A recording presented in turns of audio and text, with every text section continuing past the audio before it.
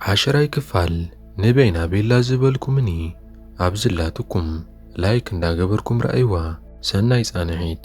ناي بعال سكات غانتا نافر كفز اما حليفا كحقوسون كولو نريئم امو امونغو زي عقرقرون اسكات نستهيل سندا علشون كولو مس أليسان هاندا بتراقيبهم مس سكات تقاج امو لما انتي صبو قد امنيرو صبو كاتس اويتكا إلا تحقوسا تزاريباتو كابت بوتا تقيد أليسان مسكدتون جاكسن نابسكات يمتس امو نا أليسان كساب موداتا مساقا كتكون تدا أدليخا كتسناون انت زيدليخا اتو زبالكو خانقر أبوش تسلستا معالتي قبر اللي اخيلو حجون حانحينونا فراريحون قديفو ويغيد بدحر زهون سكات ناب تقدان زغيرو لكفلاتيو نبينو نريومو هاندبت ابت زنبورو كفلي مبرهتي تفا اسكاتو ونزم اسرائي دنگرگر اندابولو نابت مولعن مدفن قريبو اندافتونون كولو هاندبت جن ديريكن بيتر هيل نابت بوتان نريومو اسكاتو ونزم اسرائي كسم بدن كقرمن كولو نريو اتنا عمتات اب هوسبيتال لكيسو كنقسقسو كوازي كأل زنبرا بيتر هيل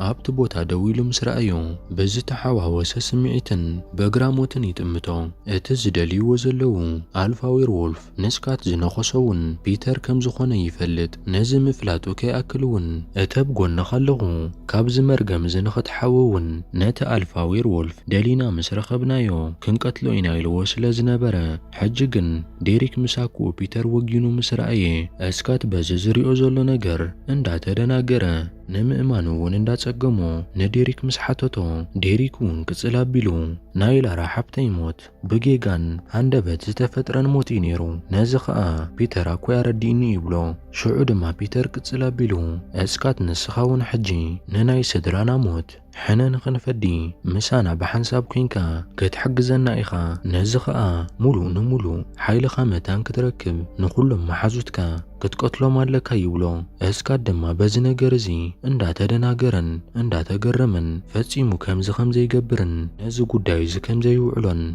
نبيتر مليسو ينقرو بيتر ونشعو ازنا جرزي كحجزا كاي بمبال اصفار يوز امو بحيل جيرو ابد حنيتاب كسادو نسكات وقيو كابت بوتا يخيد اسكاتو ناب مريت وديغو نات بيتر اب هوسبيتال كوينو زحلفو زنبر سقاين نايبا عال ديريك سدراون بحاونا بلبال كقاصولون كلون نحبت ديريكون بيتر كقتلان كلو ابت مريت وديغو كريس انحمو نزو كلو مسرأيون بهاريرو يتس بدحر زون اسكات ابت كفل نبينو كوفيلون كلو استايل سنداغوي نابت كفل ياتومو اتا الفا من كم زخونن من نتو كم زفلطون كنغرو يلو تغواي ولا كمصين تنبره اسكات جن نز غداي بصيحو يصنحو ابت حدا خا ناب أليسان نخيدمو أليسان دكيسان كولا اسكات اندا سعما كتحلم صنيحا كاب دقاسا تبرابيرات تسمو نتاناي كساد هبلا كدليا تجمر ابت كفلاون دليا مسانتا ناب تحتنا ماكينة اوريدا كدليا تجمر أليسان ماكينة انكولاون حتنا اكيتن ابو اكريسن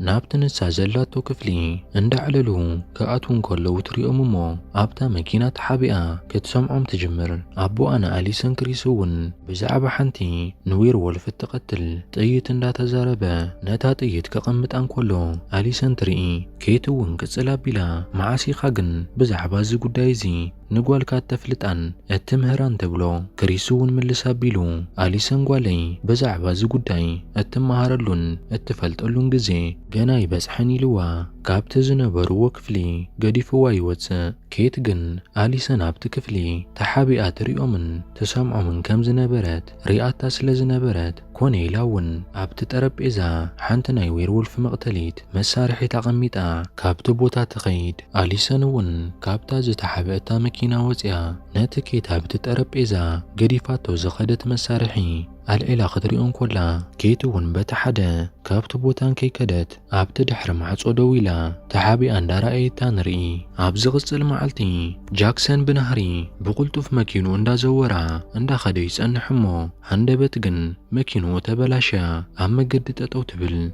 جاكسن بحركان زيقبرو تفئيوو كابتا مكينا وريدو حقب قب اندابلو خلو ናብቲ ዝነበረ ቦታ ሓንቲ መኪና ክትመጽእ እንኮላ ንርኢ። ካብታ መኪና እውን ኣቦኣን ኣሊሰን ክሪስ እቲ ሃዳናይ ይወርድ እሞ መኪናኻ ንምዕራይ ክሕግዘካ ይብሎ። ሽዑ እውን ጃክሰን ነታ መኪና እንዳፈተሻ እንከሎ ኣቦኣን ኣሊሰን ክሪስ እውን ነታ ናይ ክሳዱ ቁስሊ ብኢዱ ገይሩ እንዳተናኸፈ እንታይ ኢኻ ደኣ ኮንካ እዚኣ እንታይ ኣጋጢምካ እንዳበለ ከፋጥጦ ይጅምር። ክጨናነቕን ነቲ ዕላል ክቕይሩ ክፍትን እንከሎን ኣብ መንጎ ግን ስታይለስን ስካትን ብናይ ስታይለስ መኪና ገይሮም ናብቲ ቦታ ይበጽሑ እሞ ኤይ ጃክሰን እንታይ ደኣ ገጢምካ ኢሎም ምስ ሓተትዎ ጃክሰን እውን መኪንኡ ከም ዝተባላሸየት ምስ ነገሮም ኣብዚ ቀረባኮ መዐረይ መኪና ኣሎ ክንሕግዘካ ኢና ንዓናይ ምሳና ይብልዎ። ጃክሰን እውን ብበዓል ስካት ካብ ክሪስ መዋጽኦ ረኺቡ ብሓሳቦም ተሰማሚዑ ምስኦም ክኸይድ ምስ በለ ክሪስ ግን ኮነ ኢሉ ንናይ ጃክሰን መኪና ኣባላሽዋ ስለ ዝነበረ ነቲ ዘባላሸዎ የዕርዩ መኪንኡ ከም ትሰርሕ ርኢዎ ሓሪቑ ካብቲ ቦታ ገዲፍዎም ይኸይድ። ክሪስ ካብቲ ቦታ ምስ ከደውን እስካት እንዳሓረቐ ዕላል ኣምሊቕካ እንተትኸውን ነርካ ሞትና ቀላጢፍካዮ ነርካ ክትጥንቀቕ ድማ ዘለካ ንስኻ ሕጂ እቲ ዌርወልፍ ስለ ዝመሰልካዮም ክቆትሉኻ እዮም ዝደልዩ ዘለዉ። እዚ ነገር እዚ ትረፍካ ንህይወትካ ከኽብደልካን ካሓዋውሰልካን እዩ ኢሉ ዋላ እኳ እንተተዛረቦ ጃክሰን ግን ነዘን ዝሃብኩኻ 3 መዓልትታት ጽቡቕ ጌርካ ተጠቀመለን ናብ ዌርወልፍ ንክቕየር መገዲ እንተደኣ ዘየዳሊኻ ናተይ ህይወት ዘይኮነስ ናትካ ህይወት ክትሓዋወስ ንስኻ ነዚ ተዋሂብካ ዘሎ ሓይሊ ብኸመይ ከም እትጥቀመሉ ዋላ ሓደ ትፈልጦ ነገር የለን። ኣነ ግን እዚ ሓይሊ እንተረኺበዮ እንታይ ከም ዝገብረሉን ብኸመይ ከም ዝጥቀመሉን ኣጸቢቐ እየ ዝፈልጥ። ቅልጥፍ ከይወዓልካ ከይሓደርካ ነዚ ዝበልኩኻ ነገር ፈጽመለ ኢልዎ ብመኪንኡ ገይሩ ካብቲ ቦታ ገዲፍዎም ይኸይድ። ናብ ኣሊሰን ክንከይድ ኮለና እውን ናብቲ ወትሩ እትጎየሉ ጫካ ንሊድያ ሒዛታ ትኸይድ እሞ ብዛዕባ እቲ ኣቦኣ ክሪስን ኣሞኣ ኬትን ዝዛረብሉ ዝነበሩ መሳርሒ ንኽትፍትኖ ኢላ ናብዚ ጫካ ከም ዝመጸት ንሪኣ እሞ ሽዑ እውን ነቲ መሳርሒ ናብ ጫፍ እቲ ፍላጻ ተኣስሮ እሞ ናብ ሓደ ቦታ ዓቂና እውን ነታ ፍላጻ ምስ ወርወረታ ኣብ ሓደ ገረብ ከይዳ ምስ ተሸኸለት ተተኲሳ ሓዊ ክተውፅእ እንኮላ ይሪኣ። ኣብዚ ግዜ እዚ እውን ኣብቲ ጫካ ዝኾነ ድምፂ ሰሚዐን ኣሊሰን እውን እንታይ ከም ዝኾነ ክትጻሪ ኢላ ኣብቲ ቦታ እንዳተዛወረት እንኮላ ብድሕሪኣ ዝኾነ ነገር ከም ዘሎ ስለ ዝተሰምዓ ብቁልጡፍ ተጠውያ ነታ ናይ ኤሌክትሪክ ሽጉጥ ምስ ተኮሰታ እቲ ዝተፋትሓቶ ኣፍቃሪኣ ዝነበረ እስካት ኮይኑ ይጸንሕ እሞ በቲ ናይ ኤሌክትሪክ ሽጉጥ ምስ ሃረመቶ እስካት ኣብ መሬት ወዲቑ ፈጥፈጥ ክብል እንኮሎ ንሪኦ እሞ ኣሊሰን እውን እስካት ምዃኑ ምስ ረኣየት ሰንቢዳ ነታ ናይ ኤሌክትሪክ ሽጉጥ ናብ መሬት ትድርብያ እሞ ናብ እስካት ቀሪባ ክትሕግዞ ክትፍትን እንኮላ ንሪኣ። እስካት እውን ካብቲ ዝወደቆ ተሲኡ ናብ ኣሊሰን ቅንዕ ምስ በለ ኣሊሰን እውን እንታይ ደኣ ተሓቢእኻ ዲኻ ክትስዕበኒ ጸኒሕካ ትከታተለኒ ዲኻ ዘለኻ ትብሎ። እስካት እውን ምልስ ኣቢሉ ኣቦኺ እዩ ክትጎይልኪ ናብ ጫካ ከም ዝወጻኺ ነጊርኒ ሽዑየ ድማ ክደልየኪ ኢለ ስዒበኪ ዝመጻኹ ብምባል ነታ ጠፊኣታ ዝነበረት ናይ ክሳድ ሃብል ኣብ ቤት ትምህርቲ ወዲቓ ረኺብዋ ክመልሰላ ኢሉ ከም ዝመጸ ይነግራ። ኣሊሰን እውን ነታ ክደልያ ዝቐነየት ዝጠፍኣታ ናይ ክሳድ ሃብል ኣውፂኡ ይህባ እሞ ኣሊሰን ድማ ነዚ ሃብል ምስ ረኣየት ኣዝያ ተሓጒሳ ደልያ ስኢናታ ተስፋ እውን ቆሪጻ ከም ዝነበረትን እንዳመስገነቶ ዓይን ዓይኑ እውን እንዳጠመተት ከምቲ ልባ ዝበላ እውን ኣሊሰን ተሓቕፎ እሞ እስካት እውን መሊሱ ይሓቕፋ። ሽዑ ግን ቁርብ ግዜ ምስ ጸንሐት እንታይ እዩ ዝኸውን ዘለኹ ኢላ ንእስካት ቻው ትብሎ እሞ ካብቲ ቦታ ብቁልጡፍ ትኸይድ። ኣብቲ ሓደ ኸኣ ንስታይለስ ኣቦኡ ሼሪፍ ስተሊንስኪ ንሪኦ እሞ ኣብ ገዝኡ ኮይኑ ብዛዕባ እዞም ዝፍጠሩ ዘለዉ ገበናትን ናይ እንስሳት ቅትለትን እንዳጻረየን እንዳመርመረን እንከሎ ኣብ መንጎ ስታይለስ ይመጽእ እሞ እስከዚ ወደይ ዊስኪ ሒዝካለ ይመጻእ ይብሎ እሞ ስታይለስ እውን ነቲ ዊስኪ ሒዙ መጺኡ ኣብኡ ምስኡ ከፍ ኢሉ ይቐድሓሉ እሞ ብዛዕባ ኣብዛ ከተማ ኣብዚ ቅነዚ ዝፍጠሩ ዘለዉ ነገራት ዝተፈላለዩ ገበናትን ብእንስሳት ዝፍጠሩ ዘለዉ መጥቃዕትታትን ስታይለስ ምስ ኣቦኡ ከፍ ኢሉ እንዳመርመረን እንዳጻረየን ክሳብ እቶም ፖላዊስ ኣጻርዮም ዝበጽሕዎን ዝፈለጥዎን ጉዳይ ስታይለስ እውን ይፈልጥ። ኣቦኡ ንስታይለስ ግን እቲ መስተ እንዳበዝሐን ከማስከሮን ስለዝመጸ ኣብ ውሽጢ ስኻር መንፈስ ኮይኑ እስታይለስ ወደይ ብዛዕባ እዚ ጉዳይ እዚ ንስኻ ክትፈልጥን ክትሪኦን ኣይግባእን ነይሩ እንዳበለ እንዳተለፋለፈ መሊሱ እውን ነታ ዝሞተት ሰበይቱ ንኣደ እስታይለስ ከም ዝናፈቐቶን ኣብ ጎኑ ሕጂ እንተትህሉ ማዕረ ክንደይ ሕጉስ ከም ዝኸውንን ሰኺሩ ክዛረቡ ይጅምር። እስታይለስ እውን ነዘብኡ ዝዛረቦ ዘሎ ነገር ተገሪሙ እንዳሰምዖ ይጸንሕ እሞ ሕጂ መስተ ይኣኽለካ ኣቋርጾ ካብ መጠን ንላዕሊ ኢኻ ሰቲኻ ነብስኻ ይትጉዳእ ይኣኽለካ ብምባል ነቲ መስተ ይሕድጎ። ናብ እስካት ክንከይድ ኮለና እውን እስካት ኣብ መደቀሲ ክፍሉ ኮይኑ ቴሌፎን እንዳዕለለ ይጸንሕ እሞ ሃንደበት ግን ዘይተጸበዮ ጋሻ መጺኡ ማዕጾ ይኹሕኳሕ። ነቲ ማዕጾ ምስ ከፈቶ እውን ኣሊሰን ፍቕሩ ኮይና ትጸንሕ። እስካት ዘይተጸበዮ ነገር ስለ ዝነበረ በዚ ዝሪኦ ዘሎ ነገር ኣይ ሓጎስ ኣይ ገርምቲ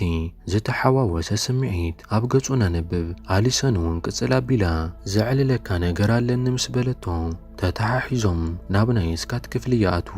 ናብቲ ክፍሊ ምስ ኣተዉ እውን ንልዕሊ 10 ደቓይቕ ዝኣክል ኣብቲ ዓራት ጥቓ ነጥቓ ከፍ ኢሎም ይጸንሑ እሞ እስካት እውን ስለ ዝጨነቆ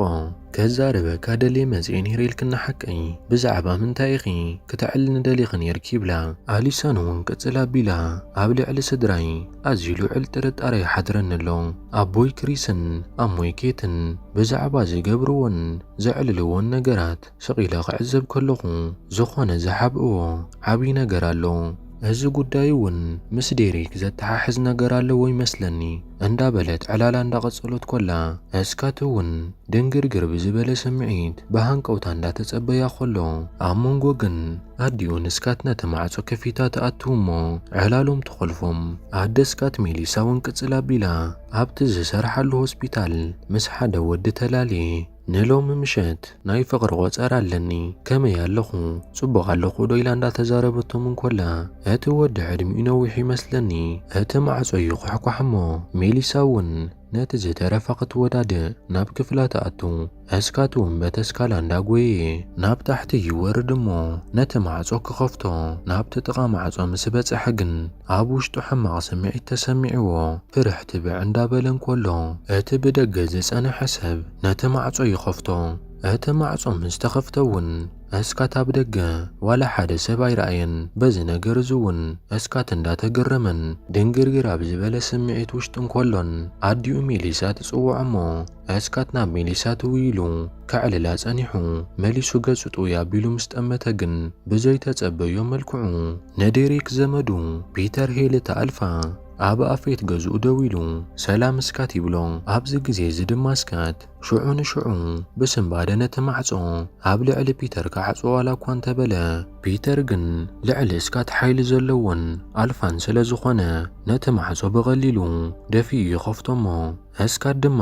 ነደይ ዋላ ሓደ ነገር እንተጌርካያ ብዛዕባ እዚ ሚስጥራትን ንፖላዊስ ክዛረብ ኢሉ ከፈራርሖ ይጅምር። ፒተር እውን ስቕ ኢሉ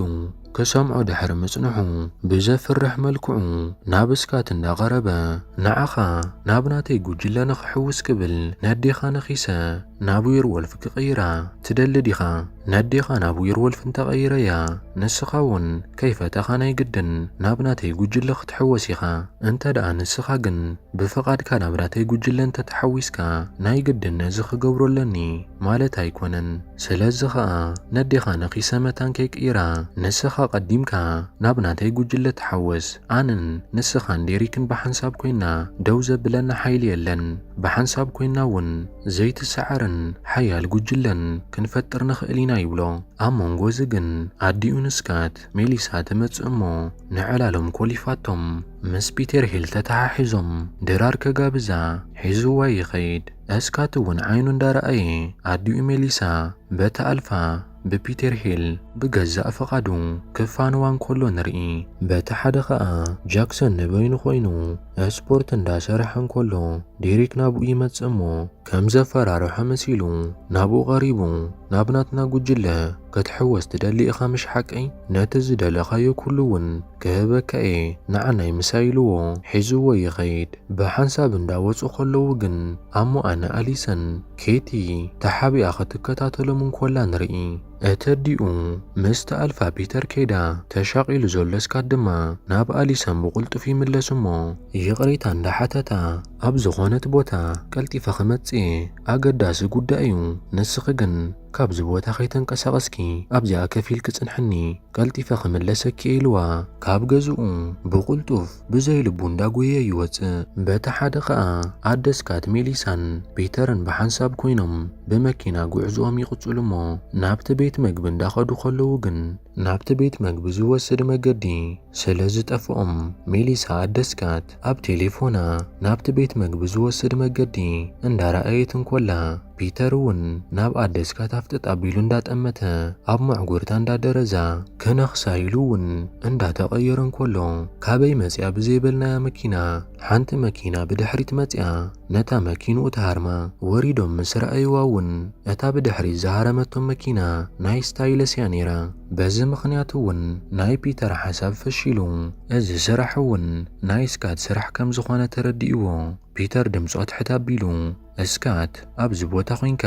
ተሰምዓኒ ከም ዘለኻ ይፈልጥ እየ ብዛዕባናን ብዛዕባ ሚስጥርናን ብዙሕ ዝፈልጥ ኣብ ናትካ ጋንታ ዝፃወት ሓደ ሰብ እውን እኮ ኣሎ እዩ እዚ ሰብ እዚ